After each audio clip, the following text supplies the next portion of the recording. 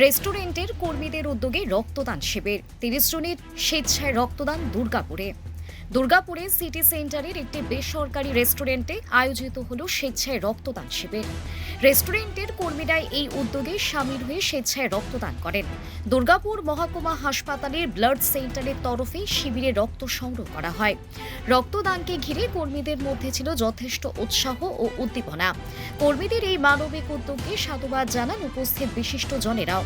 শিবিরের উদ্বোধনী অনুষ্ঠানে উপস্থিত ছিলেন দুর্গাপুর পশ্চিমের বিধায়ক লক্ষণ চন্দ্র ঘরুই সহ এলাকার বিশিষ্ট ব্যক্তিরা। তাদের উপস্থিতিতে রক্তদান শিবিরের সূচনা হয়।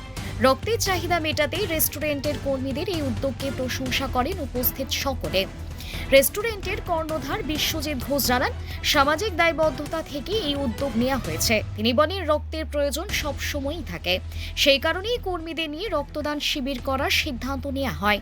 তার কথায় এই শিবিরের মোট ৩০ জন রক্তদান করেছেন। আগামী দিনেও রক্তদান শিবিরের পাশাপাশি আরও বিভিন্ন ধরনের সামাজিক কর্মসূচির করার পরিকল্পনা রয়েছে।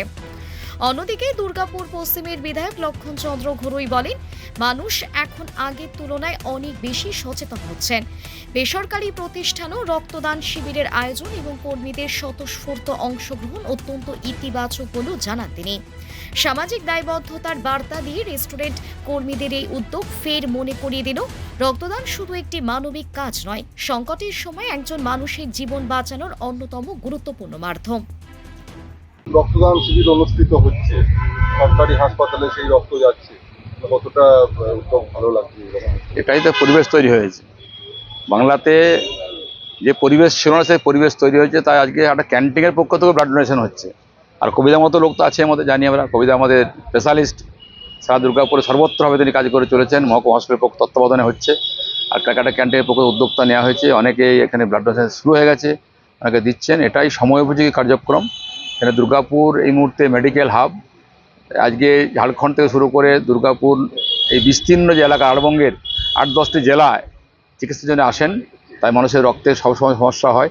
তাই আজকে সর্বস্তর সমাজের লোকরা এগিয়ে আসছেন, তারা রক্তদান দিচ্ছেন। এই যে রক্তদান জীবনদান বলি আমরা, এটা অত্যন্ত মহত্বপূর্ণ কাজ, গুরুত্বপূর্ণ কাজ।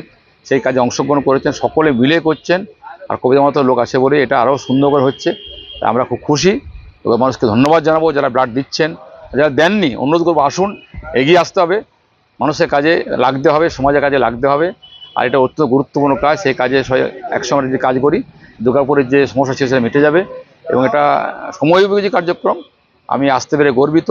এই কলকাতা ক্যান্টিনকে ধন্যবাদ জানাবো, তারা একটা সুন্দর একটা কার্যক্রম নিয়েছেন। কবিতা ধন্যবাদ জানাবো, মেদিনীপুর হসপিটালে যারা ডাক্তারবাবু আছেন ধন্যবাদ যে এই কার্যক্রম তারা নেওয়ার জন্য। আসুন, সকলে মিলে দুর্গাপুর এগিয়ে নিয়ে যেতে হবে। দুর্গাপুরে আরও অনেক কিছু বাকি আছে, সে কাজ করতে হবে। সকলে মিলে সে কাজ যদি করি, তবেই দুর্গাপুর কিন্তু এগিয়ে যাবে। আমি এইটুকু খুশি আজকে আসতে পেরে এই কার্যক্রমে। ধন্যবাদ। আরেকটা কোশ্চেন হচ্ছে, আমাদের রেস্টুরেন্টের পক্ষ থেকে একটা রক্তদান করে শরীরের লোকের যাতে জীবন বাঁচানো যায় তার প্রচেষ্টাই আমরা করে চলেছি। এটা আমাদের 3টে আউটলেট, এখানে বিধাননগর, মলানদিঘি আর সিটি সেন্টারের সব স্টাফরা মিলেমিশে আমরা এটা একটা প্রচেষ্টা করে যাচ্ছি যে লোকের কাছে যাতে আমাদের কিছু। কতজন রক্ত দেবে? মোটামুটি 30 জনের 35 জনের মধ্যে আমরা প্ল্যান করেছি। কোন হাসপাতাল রক্ত নিচ্ছে? এটা আমাদের এসডি হসপিটাল থেকে নিচ্ছি। এরকম মানে রেস্টুরেন্টের তো খাওয়া দাওয়া হয়, সেই জায়গায় রক্তদান শিবির, এটা আমরা চেষ্টা করে যাচ্ছি মানুষের কাছে যাতে পৌঁছানো যায়, একটা ভালো উদ্দেশ্য নিয়ে করে যাচ্ছি। আর সাথে আমার সব স্টাফরা মিলে আমাদের একটা সবার পরিকল্পনা ছিল যে ভালো কিছু যদি করে যাওয়া যায়। তাই। আপনার নাম? আমার নাম বিশ্বজিৎ ঘোষ, উনি ম্যানেজার? আমি ওনার।